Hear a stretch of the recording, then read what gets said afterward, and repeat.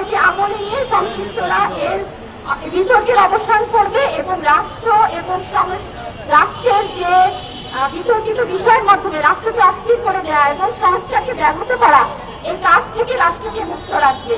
আমরা সবাইকে আন্তরিক ধন্যবাদ এবং সালাম এবং আমাদের দাবি পেশ করে শেষ করছি। আসসালামু আলাইকুম ওয়া রাহমাতুল্লাহ।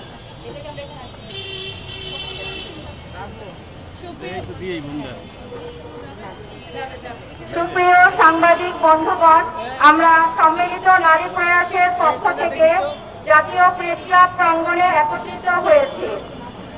আমাদের দাবি, এই সমাজ সবার, এই সমাজে ধর্মকে বাদ দিয়ে এই সমাজ চলতে পারে না। সংস্কার হোক, কিন্তু ধর্মীয় ও পারিবারিক মূল্যবোধ থেকে সংস্কার করা হোক।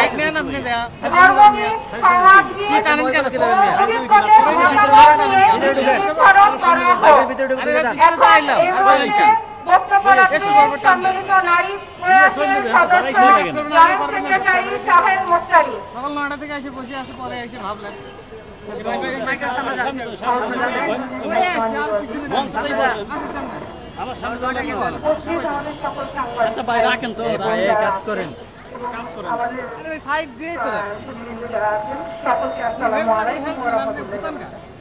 আজকে আমরা নারীর অধিকার, এই মৌলিক চাহিদা নিয়ে যে জল্পনা কল্পনা বা নানা প্রোপাগান্ডা চলছে সেটার বিরুদ্ধে আমরা এসে দাঁড়িয়েছি, যেন আমরা নারীরা আমাদের যথাযথ অধিকার, আসলেই প্রাপ্য অধিকারটুকু অর্জন করতে পারি। আমরা ছোটবেলায় রবীন্দ্রনাথের গল্প করতে গিয়ে একটা পড়েছিলাম, আগে চাই বাংলা ভাষার গাঁথনি, তারপরে বিদেশি ভাষার পত্র। আমি এই ডায়ালগটাকে একটু যদি অন্যভাবে বলি, অ্যাজ এ আমরা যারা আছি আমাদের পরিচয়টা কি? আমি কি আসলে বাঙালি, না আগে নারী, না আমি আগে একজন মানুষ? যদি আমি মানুষ হই, আল্লাহ সুবহানাহু ওয়া তাআলা এই পৃথিবীকে সৃষ্টি করেছেন মানুষের বসবাস উপযোগী করে, এবং মানুষের যেই সব জিনিসগুলোতে সবচেয়ে বেশি ভালো হবে আল্লাহ তাআলা সেই সমস্ত কিছু দিয়ে ভরপুর করে দিয়েছেন পৃথিবীটাকে। শুধু তাই নয়, একটা ওষুধের বোতল কিনতে গেলে যেখানে আমরা সেখানে ওষুধের ইনগ্রেডিয়েন্টস গুলো পাই, ওষুধ সেবনের পদ্ধতিগুলো পাই, আল্লাহ তাআলা কোরআনকে লাইফ অফ কোড হিসেবে দিয়ে দিয়েছেন, যেন আমরা ওই কোরআন অনুসরণ করে পৃথিবীর সমস্ত জিনিসগুলোকে ভোগ করে আমরা যেন দুনিয়া ও আখিরাতটাকে সুন্দর ও সাফল্যমণ্ডিত করতে পারি। কিন্তু বিধির বাম না মানুষই বাম, এখন আমরা সেটা দেখতে যাচ্ছি।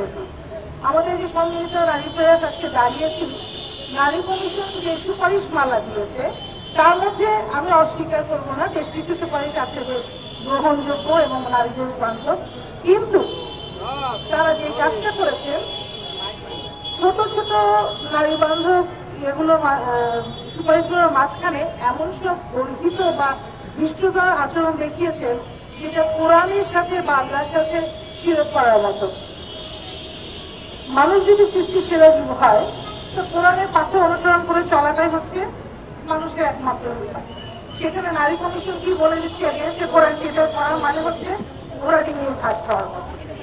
আরেকটা জিনিস দেখেন, ব্যালেন্স ডায়েটের কথা ডাক্তাররা প্রায়ই বলেন, ব্যালেন্স ডায়েটের কথা। ব্যালেন্স ডায়েট মানে এই না যে আমি সব খাবার একই পরিমাণে খাবো, একটা ভাত, একটা মাছ, সব একই সঙ্গে একই রকম ভাবে খাবো, তা না। সেটা হচ্ছে যে সুষম খাবার, যেটা যারা শরীরে যতটুকু দরকার সেরকম। আল্লাহ সুবহানাহু ওয়া তাআলা সম্পত্তি বন্টনের ক্ষেত্রে আমাদেরকে সেই ব্যালেন্স ডায়েটের মতো করে ব্যালেন্স করে দিয়েছে। একটা নারী কতটুকু পাবে, একজন পুরুষ কতটুকু পাবে, কে কতটুকু পেলে কার জন্য কতটুকু কল্যাণকর হবে, এবং অসুবিধার ব্যাপারও আছে সেখানে। তো এইসব সবকিছু ডিঙিয়ে সমানাধিকার চাওয়ার তো কোনো যুক্তি আমি দেখি।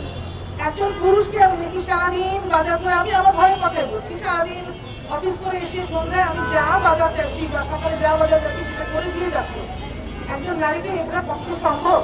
তো আমি যদি বলি যে না আমি অফিস যাচ্ছি, আমার হাজবেন্ডকে বললাম অফিস বাকি আমার বাচ্চা দেখাশোনা করার জন্য, ইজ ইট পসিবল? আল্লাহ তাআলা তো অধিকার ভাগ করে দিয়েছেন, দায়িত্ব ভাগ করে দিয়েছেন। এর মধ্যে কল্যাণ আছে যে যতটুকু অধিকার আল্লাহ দিয়েছেন সেটাকে গ্রহণ করে স্বাচ্ছন্দ্য গ্রহণ করে নেয়া, এবং যতটুকু আল্লাহ তাআলা দায়িত্ব দিয়েছেন সেটা দায়িত্ব বরখেলাপ না করে এগিয়ে যাওয়া।